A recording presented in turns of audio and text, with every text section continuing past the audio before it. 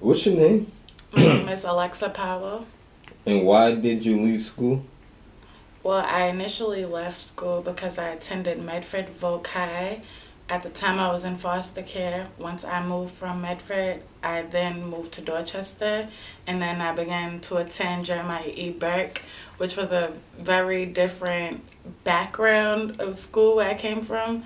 Where was a lot of like gambling, smoking, drugs selling, and I stopped coming to school. I got a warrant. It was Boston Police school at the school, Boston Police. So I just stopped going to school altogether with my warrants and the type of school I was going to. That's good. Can you explain a little further? What do you mean, like you got a warrant and like all So that when stuff? I moved to Dorchester, it was to another foster home. I didn't like the foster home, so once you leave a foster home, they put a warrant on you. So if I was to go to school, I would have got arrested with the warrant and the police at school. You never asked how old you were at the time? At the time, I was around 16, 17. And they bring you like to juvie?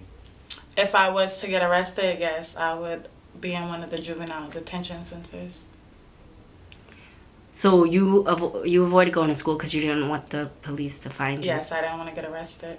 But you also didn't want to go back to that foster school. home. To the school I didn't like the school I was going to. I wasn't used to that atmosphere, and also because I had warrants and I didn't want to go back to the foster home. Yes. So, what bad things were in the school, like the worst things? Well, as I said before, there was Boston Police there. I wasn't used to coming to school seeing uniformed cops there, metal detectors. The worst thing during MCAS, a kid dropped a gun and it went off in school.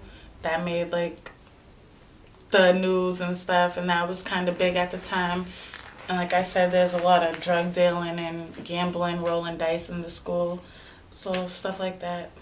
So, Don't shake the table. do you feel like you dropped out, or were you pushed out? Well, I made the choice to leave, but at the same time, I wasn't comfortable inside the school. I didn't feel safe due to all the craziness and madness they didn't have in control in their school.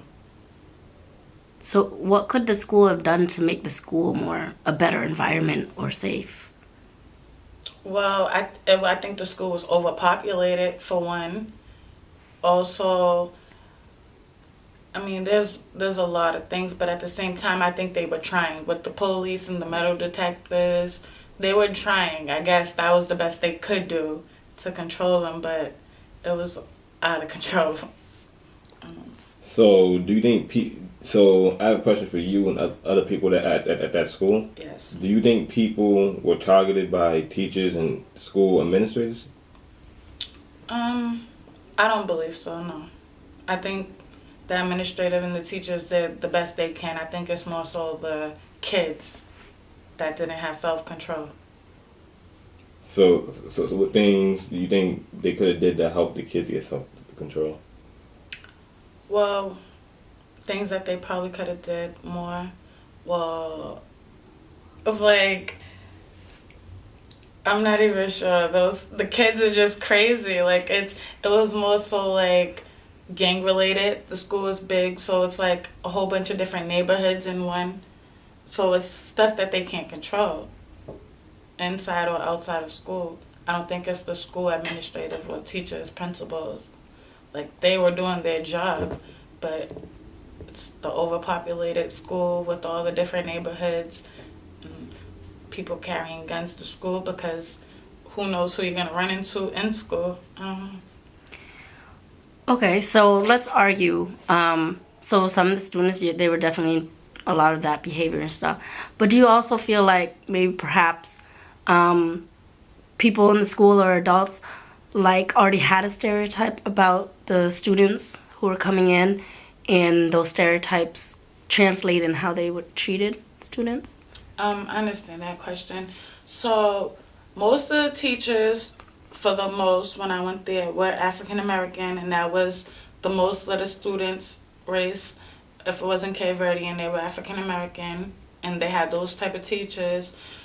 I honestly don't. I think they limited, like, and okay, this is what I think. The teachers, they, like, okay, so if a kid wanted to come in, show their behind, not do what was required of them, I think the teacher's not gonna, like, keep on pressing, oh, you have to learn this. The teachers, their tolerance level was like they didn't push for them to get their education.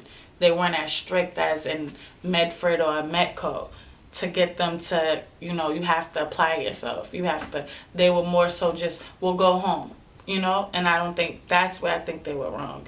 They were quick to send kids right away home. It wasn't after school, detention, give me 10 minutes outside the class. It was straight, go home, leave the building.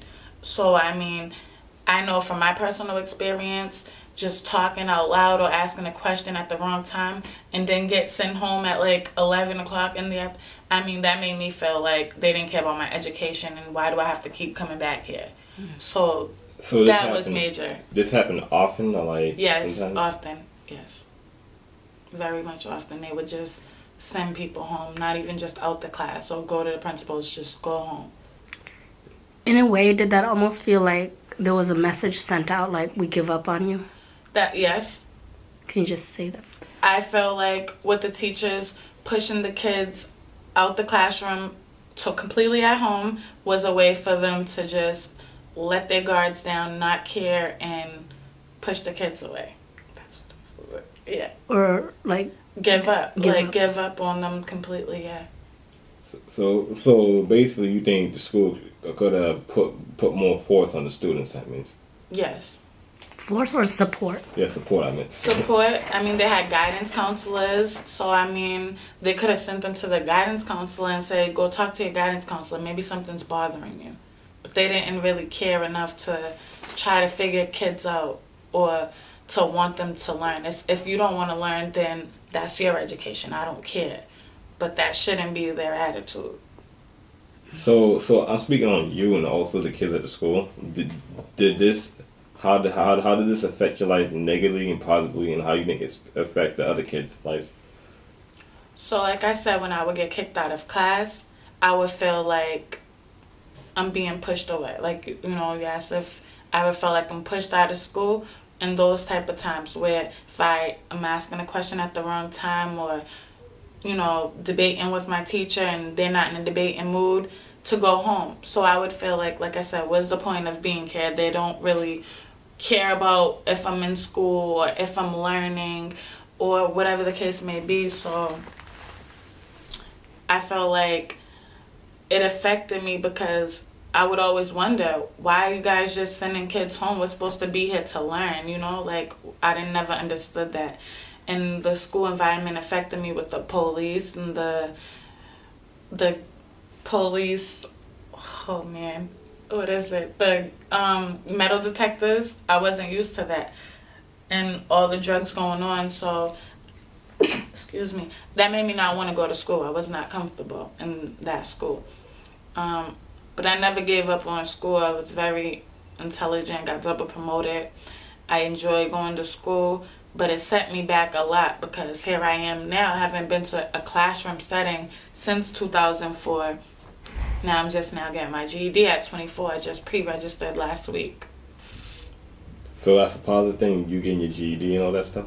Well, now I'm still of age where I can get education. It's not too late. I'm here. I'm getting my skills brushed up on for my math. That's what my main challenge is in school, outside of school, altogether. I need help in math.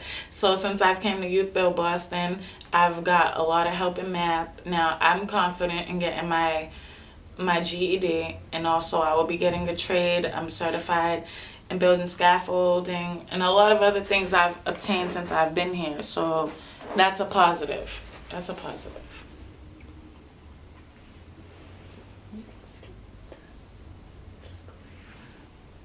Why should students who make mistakes get a second chance? You learn from your mistakes. If I can go back into 2004 and change what I would have done, I mean, there's worse things that happen in life. I would have just stuck it out. I would have stuck school out instead of waiting all these years to try to come back and do it and then have to brush up on it. Can you explain a little bit more? Also, you know how like the students were kicked out, right? And like, oh, it's because you're not behaving or this and that. Or even some people who are in some of that criminal stuff, right? Some people might say they made mistakes or they were bad and all that stuff. So why should people like that be given a second chance? Yeah, like I said, when you get time to sit and think and go back, you wish you never did that, and then you think about, well, what could I have done different? If I get this chance again, what would I do? So, like, right now, I'm getting a chance at getting, my GED, and a second chance I feel at going somewhere in life, because you do need your GED and your equivalency. I don't have my high school diploma because I didn't finish high school. So now it's like I didn't have the patience to, try another high school, or I completely gave up on myself at the time. I gave up on school. So that was a mistake. So I'm not going to give up here. So it's a learning mistake. You learn from them. So now it's like no matter what I go through here, it could be worse. I'm going to stick it out and get what I need. So I feel like people deserve second chances because they realize the first time they mess up, the second time they realize this is all I have. It's now or never. It's nothing at all if I don't do this. So, speaking of the program you're in, if you didn't have it, what do you think would happen? So if this wasn't an alternative, there's a lot of GED programs here. I would find somewhere that's structured, mature setting where I can focus and I can get the help that I need. And from there, I would just go to a community college. Let's say there weren't any other programs. Let's say there was no Youth Build Boston, no other GED pathway programs, no other kind of alternative programs. What do you think would happen to people like you? You'll be in jail. That's what I think will happen. There's nothing else to do. Like, I'm not speaking on me. I'm not going to go rob nobody. But I'm just saying, like, if you have a criminal mentality and, you grew up bad or dysfunctional, how are you going to get money? Because, to get a job, the requirement is GED or high school diploma for the most. So I don't think that's like a good outcome. I don't think that would be a good outcome for people. Do you have anything else? That's everything on the paper. I want to ask you a little more, going back, because you had said that you didn't like your foster home, right? And, maybe you can talk a little bit more, like, what happened there that, you didn't feel comfortable. And then, your other peers, people were being sent home, right? But their home probably wasn't as great either, right? So I guess maybe speak to that a little bit, like, they're not keeping them in school, but they're sending students home, but home to what? Right. Then most likely they're going to the streets because, like, I know if I run away, I'm not going back there. I would never go back there. If I left, I'm gone. So if the school kicked me out, if I'm leaving the foster home in the morning to get away from that household, and school's my escape, and then school kicks me out, then there is no escape. After that, the streets are the escape, and wandering around lost with nothing to do and something to get into. And what is going on in these homes? That's why people feel like they need to escape. Well, my folder is about this big from running away from foster homes, so it could be a number of things. Sexual harassment, it could be physical. I mean, they don't feed you, locks on the refrigerator. It's a number of things. So what things you think that schools can do to help the kids that dealt with problems like that? Well, first of all, the school will not know if the person doesn't speak up. So first, if it was brought to the staff's attention, then, like, guidance counselors, maybe DCF can get in place, but we know DCF isn't the best place either. But there's other Bridges Over Troubled Waters. That's a program. Once you get 16, you can become emancipated, which is your own adult, your own guardian. You can make decisions of going to school, or if you want to go to a homeless shelter, they could help you with that.